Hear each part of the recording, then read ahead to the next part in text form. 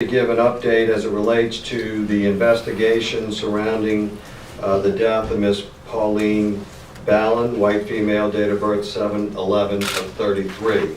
I'll turn it over to Dr. Jerry Satanovich, the coroner. Thank you.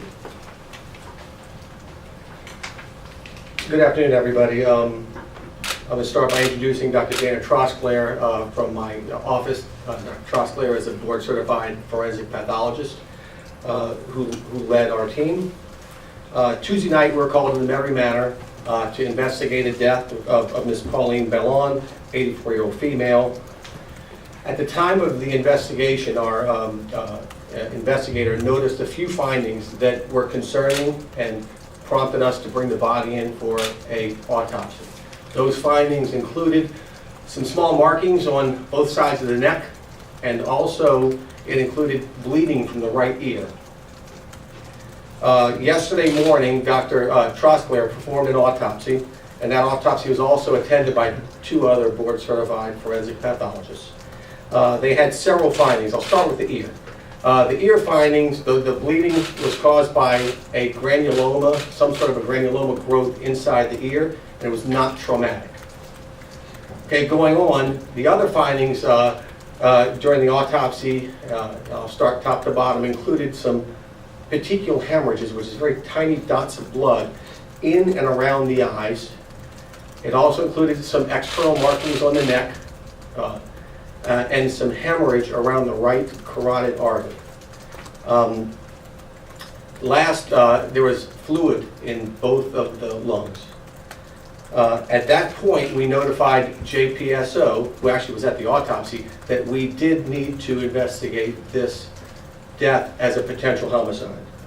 So JPSO began their investigation, and during that time we did consultation with Ms. Ballon's physicians and spoke to them extensively, reviewed medical records. Today I can tell you, after our extensive collaboration with the Sheriff's Office, myself and the team of pathologists have determined that Ms. Ballon's death, with its very unusual circumstances and physical findings, is going to be classified as natural.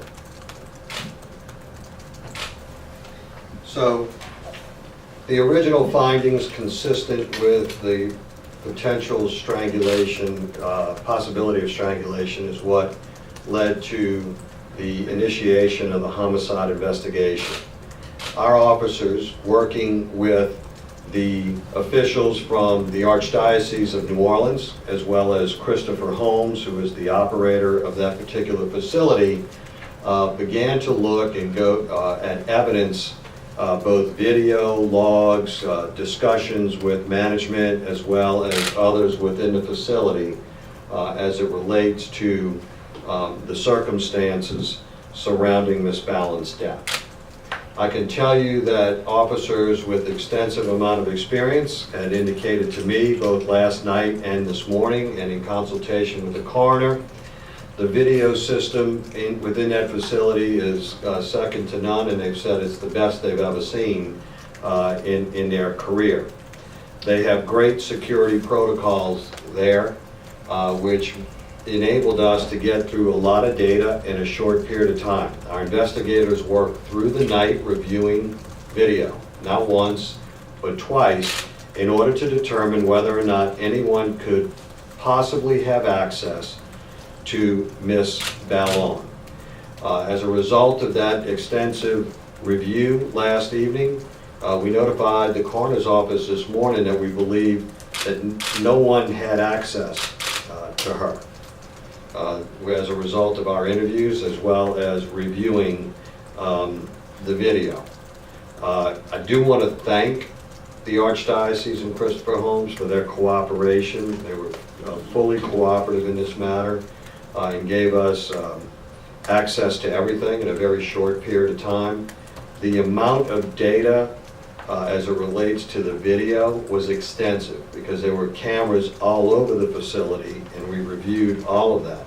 Ms. Ballon's room is on a second floor, so it's not a ground floor room. We were able to determine through our crime scene technicians that window has not been open for some period of time. So it ruled out all points of entry or exit to that room, both for a significant amount of time while we know she was not in the room, that she was out of the facility, as well as a period of time both after arriving back at the facility and for a period of time after knowing that, and being able to document when she got back to the facility. So in light of all of that, the coroner and I had a conversation this morning that we had decided that our team and his team would get together this morning and start going through this. As Dr. Satanovich pointed out, extensive communications between his office and her personal physicians, where there was led to the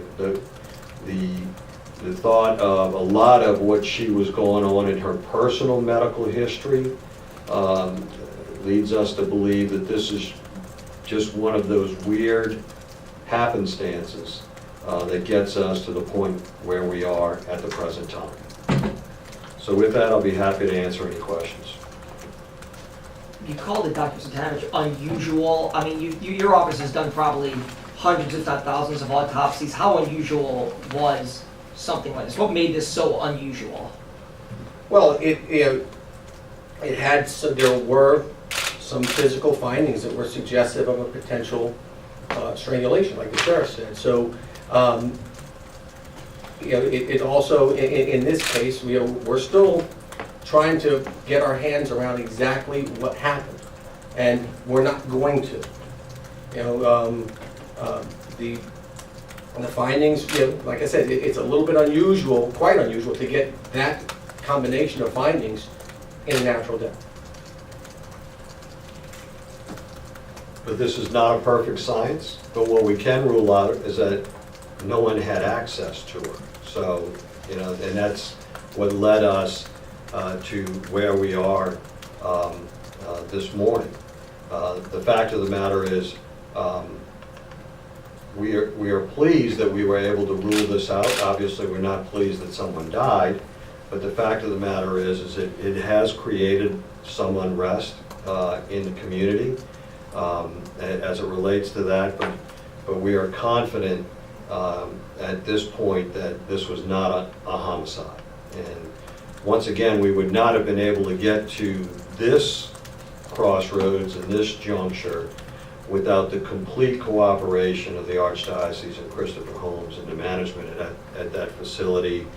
And quite frankly, the extensive documents and video and everything else that they had at that facility for us to review. Our officers were up till 2, 3 o'clock this morning reviewing that video multiple times, going through that process, talking to folks, family members.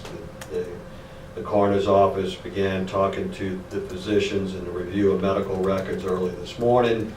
Dr. Satanovich and I talked early this morning, and we've been at his office since early this morning, our team and his team going through these findings. How did her family or next of kin take this? Because that's quite the roller coaster ride to go from, I guess, homicide to natural causes.